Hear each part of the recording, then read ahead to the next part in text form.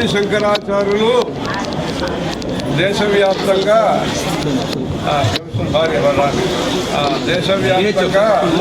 ధర్మ ప్రచారం చేస్తూ భజగోవిందం భజగోవిందమని చెప్పి భక్తి ప్రచారం అన్ని చేశారు.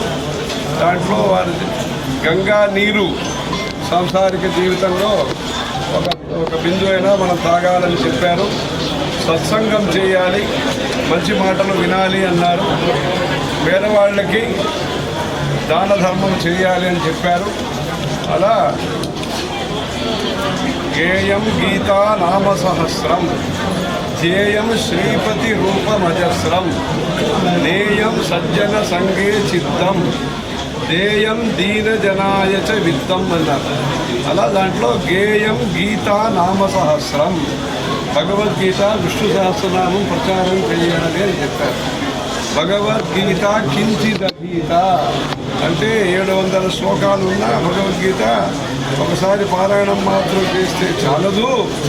కించిదీత అంటే కొద్దిగా ఒక 4 పద్యాలైనా చదివి దాన్ని అనుసంధానం మననం చేయాలి. దాన్ని మనం గుర్తుకు తీసుకొచ్చి దాంట్లో చెప్పినట్టుగా యజ భజ త్యజ. యజ అంటే పూజలు హోమాలు అన్నీ చేయించుకోవాలి. యజ భజ నామ సంకీర్తనం చేయాలి. శివ శివ శివ శివ అని కానీ నారాయణ నారాయణ అని కానీ స్వామియే శరణమయ్యప్ప కానీ భగవంతుని యొక్క నామ జపం చేయాలి. భవాని దీక్ష అలాంటి మంచి మంచి కార్యక్రమాలు చేయాలి. యజ భజ త్యజ.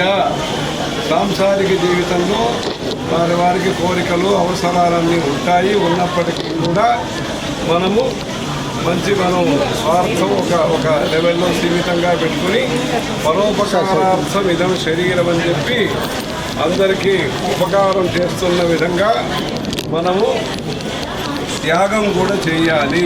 అదే సర్వసంగ పరిత్యాగం చేసి ఆది శంకరాచార్యులు యావత్ భారతదేశం పర్యటన చేసి పాదయాత్రగా చేసి ఈ లోకంలో సమైక్యత కోసరము, శాంతి కోసరము, అద్వైత భావాన్ని, మైత్రి సద్భావనని ప్రచారం చేశారు.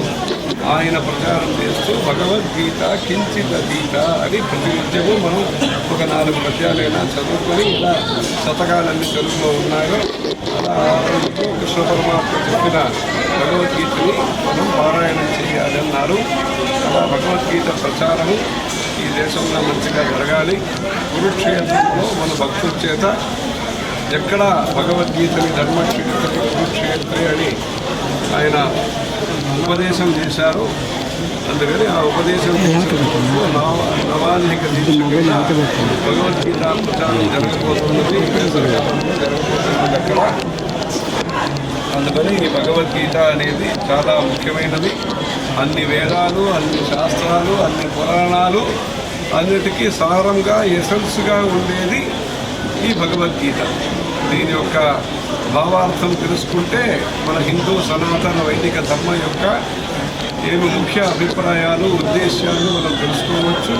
అలా మనకి దేంట్లో మనకి ఆసక్తి కానీ మనకు అధికారం కానీ ఉంటుందో అలా మనం మంచిగా ధార్మిక కార్యక్రమాలు చేసుకోవచ్చు. దీనికోసం లేఖన యజ్ఞం అని పెట్టి వాల్మీకి రామాయణంలో వాల్మీకి మహర్షి వాల్మీకి రామాయణాన్ని రాస్తే వాళ్ళకి స్వర్గంలో నివాసం కలుగుతుందన్నారు. ఏ లిఖంతీహ చ భక్త్యా తేషాం వాసః త్రివిష్టపే అని చెప్పారు. అలా లేఖన యజ్ఞమని ఈ రామనామ లేఖన యజ్ఞానికి మన కద్ది స్వామి వారు చాలా ప్రయత్నం చేసి ఆ రోజుల్లో వెండి కాసు, బంగారు కాసు కూడా ఇచ్చి ప్రోత్సహించి ఇప్పుడు కూడా మేము ఇప్పుడు గోదావరి జిల్లా వచ్చినప్పుడు 2 సంవత్సరాల క్రితం 3 సంవత్సరాల క్రితం ఎవరు పెద్ద వయసు వాళ్ళు కామాక్షి అమ్మవారు రూపు చూపించారు. చూపించి 90 వయసు వాళ్ళు ముసలి వాళ్ళు అంటే స్వామివారు మాకు ఇచ్చారు, మేము రామనామం వేస్తున్నాము అన్నారు.